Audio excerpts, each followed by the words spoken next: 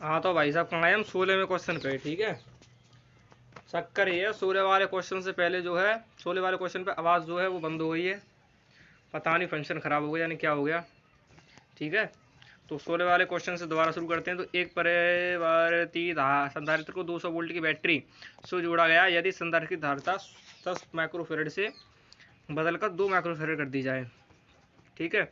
तो क्या निकलवा रहा है, ऊर्जा निकलवा रहा है। तो ऊर्जा क्या होगी, तो ऊर्जा का फॉर्मूला मैंने आपको बताया था कि हाफ सी वी स्क्वायर होता है, ठीक है। सी का मान हमें पता ही है, संधारित्र में 200 वोल्ट उसने दिया ही है सी का मान, ठीक है। तो 200 वोल्ट हमने यहाँ रखा, हाफ गुणा 200 गुणा 10 की घात माइनस के 6, चूँकि माइक्रोफेरेड है, 1 माइक्रोफेरेड का मान 10 की घात माइनस के 6 होता है। अच्छा 10 माइक्रोफेरेड से बदलकर दो माइक्रोफेरेड, यानी 10 से बदल कर कितनी हो रही है, 2 हो रही है। तो मैंने आपसे कहा था अगर ऐसे बदलने वाले क्वेश्चन आ रही होंगे कि माइक्रोफेरेड उसकी धारिता बदली जा रही है, तो आप क्या करोगे कि बड़ी में से छोटे को घटा दोगे। क्या करोगे, बड़ी में से छोटे को घटा दोगे। तो 10 को स्क्वायर माइनस के 2 को स्क्वायर, माइक्रोफेरेड दोनों पर है, ठीक है। कैलकुलेशन कर लेना, यहाँ से आपका ये आंसर आ जाएगा, ठीक है। अगला क्वेश्चन देखते हैं। 100 माइक्रोफेरेड समांतर प्लेट संधारित्र 400 वोल्ट तक आवेशित यदि इसकी प्लेटों के बीच की दूरी आधी कर दी जाए। अब देखो यहीं से प्रश्न, यहीं से बनेगा, प्लेटों के बीच की दूरी कितनी कर दी जाए, आधी कर दी जाए। तो आपके लिए प्रश्न, आपके लिए सीधे आप यहाँ से शुरुआत करो अगर आपको समझना है तो अच्छे से। प्लेटों के बीच की दूरी कितनी कर दी जाए, आधी, यानी कि मान लो कि D1 कोई 1 मीटर है, दूरी उसकी D1 की कितनी है, पहली दूरी कितनी है, 1 मीटर है। दूसरी दूरी आधी करनी है, यानी D2 कितना हो जाएगा, 1/2 मीटर हो जाएगा। तो आप यहाँ से इस वाले फॉर्मूले को याद रखना सीधे कि C1/C2 बराबर के D2/D1। C1 का मान हमें पता है 100 माइक्रोफेरेड बट्टे C2 बराबर के D2 का मान 1/2 और D1 का मान 1। तो 100 माइक्रोफेरेड अपॉन C2 बराबर के 1/2, तो बराबर के C2 बराबर के कितना हो जाएगा, 200 माइक्रोफेरेड। आपका यहाँ पे जो है यहाँ पे 200 C2 कितना निकल आएगा, 200 माइक्रोफेरेड। तो यहाँ से निकला है 200 माइक्रोफेरेड। अब हम जानते हैं कि C1 V1 बराबर के C2 V2। तो C1 का मान पता था, संधारित्र C1 का मान 100 माइक्रोफेरेड था। अच्छा V1 का मान 400 था, बराबर के D2 C1 का मान C बराबर के C2 का मान कितना निकला है, 200 माइक्रोफेरेड इंटू V2, ठीक है। 100 ते 200 को भाई साहब 2 बार, 2 ते 400 गए, 200 बार, तो V2 बराबर कितना आया, 200 वोल्ट। कोई परेशानी, सर्दी खांसी जुकाम, ठीक है। अब यहाँ से प्रश्न अनुसार में क्या निकालना है, संचित ऊर्जा निकालनी है। तो संचित ऊर्जा क्या होती है, हाफ CV स्क्वायर। लेकिन यहाँ पे हमें 2 प्रकार के संधारित्र की धारिता दी हुई, दोनों का विभवांतर दिया हुआ है। तो C1 V1 का होल स्क्वायर माइनस के 1/2 C2 V2 का होल स्क्वायर मान रख लो यहाँ पे। ये आपका सॉल्यूशन करके 4 जूल आपका जो है आंसर आ जाएगा, ठीक है। 18वां क्वेश्चन है कि 100 पाई माइक्रोफेरेड, पाई की बात आ गई तो यानी कि पाई क्या बात आ गई, तो पाई, जहाँ पाई की बात आ गई मैं समझ जाना कि वृत्त की बात हो रही है। किसकी बात हो रही है, वृत्त की, यानी कि सर्कल की बात हो रही है। तो 100 पाई माइक्रोफेरेड का समांतर प्लेट संधारित्र 400 वोल्ट तक आवेशित है यदि इसकी प्लेटों के बीच की दूरी आधी कर दी जाए, ठीक है। तो नया विभवांतर कितना होगा, प्लेटों के बीच की दूरी कितनी कर दी गई, आधी। तो वही कि D1 बराबर के 1 और D2 बराबर कितना हो जाएगा, 1/2, ठीक है। तो इसी प्रकार आप यहाँ पे आगे C1 V1 बराबर के C2 V2, ठीक है। पहली धारिता दी है आपको 100 माइक्रोफेरेड, प्रश्न में दी होगी, पहली दी है 100 माइक्रोफेरेड, पहला वोल्ट दिया हुआ है 400, और 100 पाई गुणा 400, 100 पाई माइक्रोफेरेड गुणा 400 बराबर के C2 में निकाल लिया 200 माइक्रोफेरेड, और V2 यहाँ से V2 कितना प्राप्त हो गया, 200 वोल्ट। कितना प्राप्त हो गया, 200 वोल्ट। प्रश्नानुसार संचित ऊर्जा, प्रश्नानुसार क्या, संचित ऊर्जा, यानी कि ऊर्जा कितनी प्राप्त हुई, तो half CV square, half CV square, ठीक है। दो है यहाँ पे, आपको पता है कि 2 संधारित्र हैं, दो विभवांतर हैं। तो C1 V1 का स्क्वायर माइनस के C2 V2 का स्क्वायर। सॉल्यूशन कर लो, यहाँ पे आंसर कितना आ जाएगा, 4 पाई जूल, ठीक है। इस प्रकार से प्रश्न को करना सीखें। और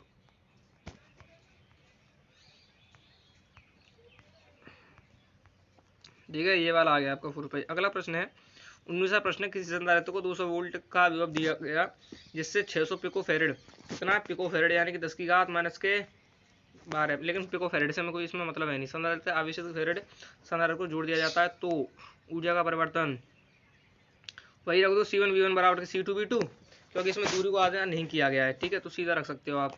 तो C1 का मान 600 पिकोफेरेड इंटू V1 का पहला विभवांतर कितना दिया हुआ है 200 वोल्ट गुणा 200 बराबर के C2 कितना दिया हुआ है। C2 दूसरा संधारित्र की धारिता जो दी हुई है वो 600 पिकोमीटर, 600 गुणा V2, 600 कट गया, V2 बराबर के यार दूसरा विभवांतर क्या निकला 200 वोल्ट। सूत्र अनुसार हम जानते हैं, प्रश्न अनुसार सूत्र अनुसार क्या होता है, डेल्टा U बराबर के हाफ CV² होता है फॉर्मूला संचित ऊर्जा का, ठीक है। दो विभवांतर व दो संधारित्र होने के कारण हम C1 V1 का स्क्वायर माइनस C2 V2 का स्क्वायर करते हैं और यहाँ से सॉल्यूशन करते हैं। मान रख दो, C1 का मान रख दिया, V1 का मान रख दिया, C2 का मान रख दिया, V2 का मान रख दिया, दोनों का स्क्वायर कर दिया, इसको माइनस कर दो, 0 आ जाएगा यहाँ पे, ठीक है। 20वां प्रश्न है 10 पिकोफैरेड एक संधारित्र 50 वोल्ट की एक बैटरी से जुड़ा गया, संचित ऊर्जा कितनी होगी। सीधा क्वेश्चन है, इसमें कोई बड़ी बात है नहीं। तो हाफ CV² होता है संचित ऊर्जा, तो हाफ गुणा संधारित्र की धारिता कितनी हुई है 10 पिकोफैरेड, यानी पिकोफैरेड का मान कितना होता है 10 की पावर माइनस के 12। पिकोफैरेड का मान कितना होता है 10 की घात माइनस के 12, तो 10 की घात 5 गुणा 10 की घात माइनस के 12 गुणा वोल्ट में दिया हुआ है 50, तो 50 का स्क्वायर, 50 का होल स्क्वायर, 50 का स्क्वायर कितना होता है 2500, तो 5 यहाँ से ये कटेगा 2 पंजे 10, तो 5 गुणा 10 की घात माइनस के 12 गुणा 2500, सॉल्यूशन कर लेना, ये आपका आंसर जो है यहाँ पे जूल में आ जाएगा। अगला क्वेश्चन देखिए 21वां प्रश्न है। देखिए तरीके को समझिए, सॉल्यूशन मैं आपको इसलिए नहीं करा रहा हूँ पूरा, अगर आप तरीके को समझ गए तो सॉल्यूशन आप खुद कर लोगे, ठीक है। तो सॉल्यूशन मैं आपको नहीं समझा रहा हूँ, केवल आप फिलहाल में तरीके को समझिए कि किस प्रकार प्रश्नों को किया जा रहा है। अगला क्वेश्चन है 21वां कि 1 माइक्रोफेरेड 2 माइक्रोफेरेड 3 माइक्रोफेरेड को समांतर क्रम में जोड़ा गया। समांतर क्रम क्या होता है, C बराबर के C1 plus C2 plus C3, ठीक है।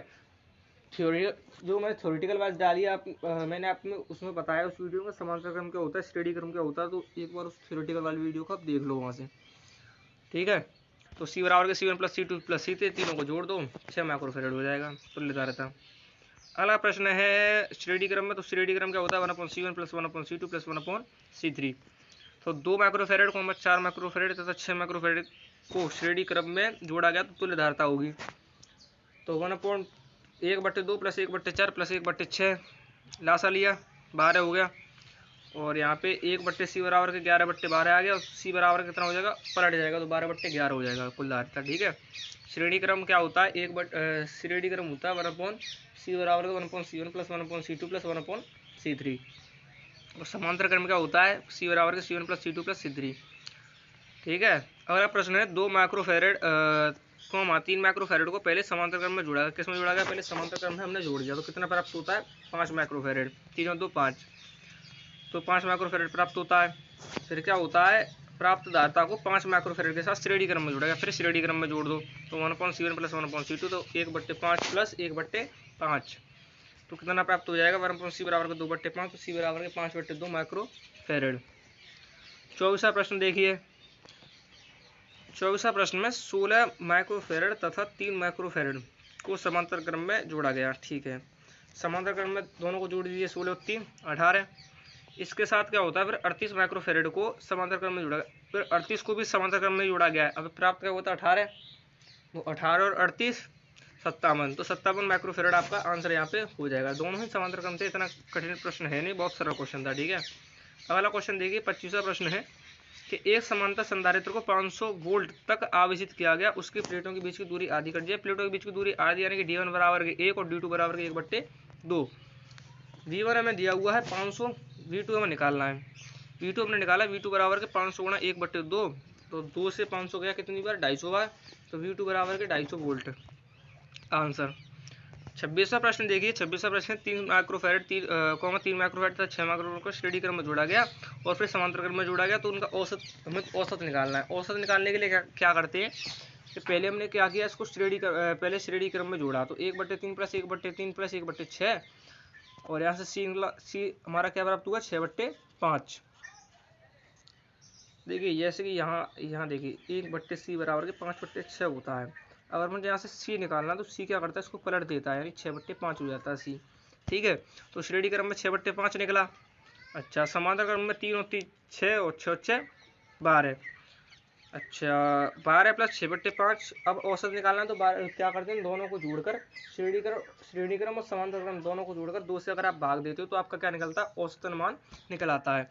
तो इसी प्रकार इसका औसतन मान हमने निकाल लिया। ठीक है, अगला वाला प्रश्न देखिए, क्वेश्चन नंबर 27 है कि दो संधारित्रों की धारिता 24 माइक्रोफेरेड पर और 6 माइक्रोफेरेड, इन्हें किस क्रम में जोड़ा जाए कि धारिता 30 फेरेड हो जाए। भाई ये बताइएगा, 24 एक मान दिया हुआ 24 माइक्रोफेरेड, दूसरा दिया हुआ आपको 6 माइक्रोफेरेड, दोनों को किस क्रम में जोड़ा जाए। यानी कि अगर देखिए मैं इसको श्रेणी क्रम में जोड़ूं, किस में जोड़ूं, श्रेणी क्रम, तो 1/24 + 1/6, तो यहाँ पे हमें क्या होगा, तो 30 माइक्रोफेरेड हमें प्राप्त जो है या नहीं होगा।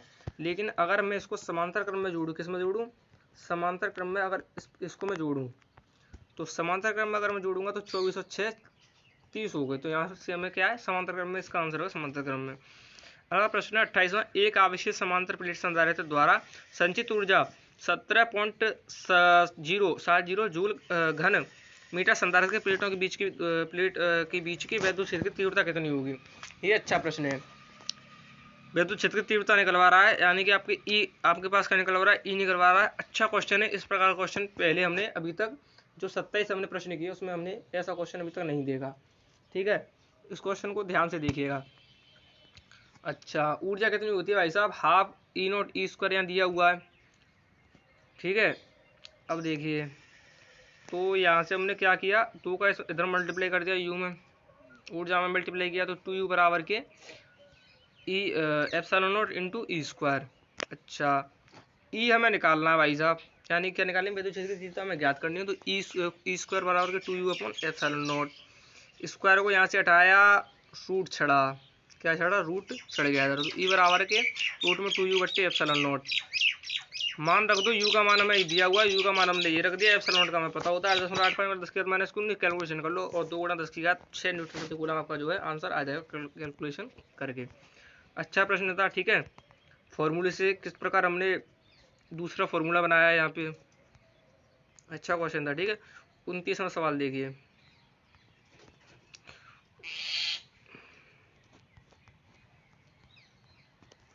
ठीक है, 29वां सवाल, 29वां नहीं 28 तक थे। ठीक है, हाँ ठीक, 28वें प्रश्न तक थे।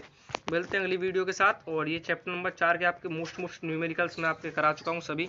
ठीक है, 2 पार्ट्स में होगा, तो पार्ट्स में होने का कारण यही था कि उसमें जो है आवाज़ जो थी उसमें कोई क्या था, उसमें कोई डिसएडवांटेज, उसमें कोई कमी आ गई थी, इसलिए जो मुझे दूसरी वीडियो आपकी बनानी पड़ी। ठीक है, तो भाई साहब पूरे 28 क्वेश्चन करा चुका हूँ मैं आपके, 28 न्यूमेरिकल हो चुके हैं पूरे, और 28 आपके मोस्ट इंपोर्टेंट क्वेश्चन हैं पूरे। ठीक है, चैप्टर नंबर 4 तक आपका संपूर्ण हो चुका है। चैप्टर नंबर 5 की बारी है। चैप्टर नंबर 5 की पहले आपको डेफिनेशन देखनी है, डेफिनेशन थ्योरी वाइज वीडियो देखनी है, पहले थ्योरी देखनी है, फिर उसके बाद वन शॉट देखनी है, वन शॉट के बाद डेरिवेशन वन शॉट के बाद क्या देखना है आपको, वन शॉट के बाद न्यूमेरिकल क्वेश्चन देखने हैं, न्यूमेरिकल क्वेश्चन के बाद पहले या फिर तो डेरिवेशन देख लेना, फिर उसके बाद न्यूमेरिकल क्वेश्चनों को आप देख लेना। ठीक है, प्लेलिस्ट वाइज वीडियो डली हुई है, तो जल्दी से जाके देख लो। ठीक है, जय हिंद जय भारत, मिलते हैं अगली वीडियो में।